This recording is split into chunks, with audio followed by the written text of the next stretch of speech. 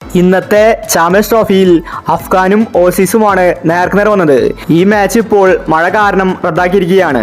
ഇതോടുകൂടി പോയിന്റ് ടേബിളിൽ വലിയ മാറ്റങ്ങളാണ് വന്നിരിക്കുന്നത്.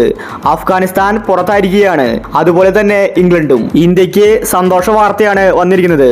ഇതിനെക്കുറിച്ചാണ് നമ്മൾ ഇന്നത്തെ വീഡിയോ നോക്കുന്നത്.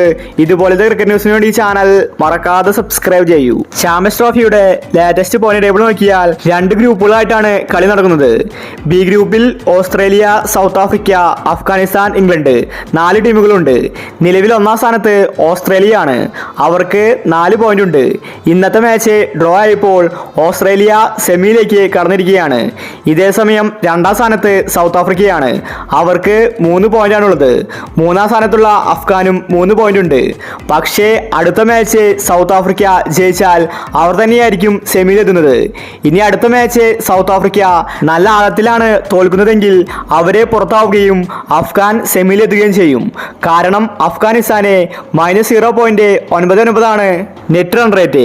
അതുപോലെ സൗത്ത് ആഫ്രിക്കൻ ടീമിന് +2 നെറ്റ് റൺ റേറ്റ്. അതുകൊണ്ട് നല്ല ആഴത്തിലുള്ള പരാജയം സൗത്ത് ആഫ്രിക്കൻ ടീമിന് സംഭവിച്ചാൽ മാത്രമേ അഫ്ഗാനെ കയറാൻ സാധിക്കൂ. നിലവിലെ അവസ്ഥ വെച്ച് ഓസ്ട്രേലിയ, സൗത്ത് ആഫ്രിക്ക ആയിരിക്കും ബി ഗ്രൂപ്പിൽ നിന്ന് കയറാൻ പോകുന്നത്. ഇംഗ്ലണ്ട് നേരത്തെ തന്നെ പുറത്തായ ടീമാണ്.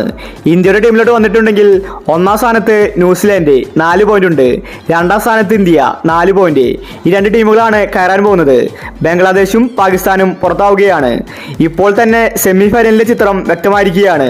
ഇനി സൗത്ത് ആഫ്രിക്കയുടെ ആ ഒരു മാച്ച് മാത്രമേ കാത്തിരിക്കേണ്ടതുള്ളൂ. അഫ്ഗാനിസ്ഥാൻ കയറുമെന്ന് എല്ലാവരും കരുതി. എന്നാൽ ഇന്നത്തെ മാച്ച് റദ്ദായത് അഫ്ഗാന് വലിയ പണിയാണ് കൊടുത്തിരിക്കുന്നത്. ഇല്ലെങ്കിൽ അവർ എങ്ങനെയെങ്കിലും കളി ജയിച്ച് സെമിയിലെത്തിയേനെ. ഇന്ത്യയുടെ അടുത്ത കളി ഇനി ന്യൂസിലാൻഡുമായിട്ടാണ്. തോറ്റാലും ജയിച്ചാലും ഇന്ത്യ സെമിയിലെത്തി. അപ്പോൾ ഇതുപോലത്തെ ക്രിക്കറ്റ് ന്യൂസിന് വേണ്ടി ചാനൽ മറക്കാതെ സബ്സ്ക്രൈബ് ചെയ്യൂ.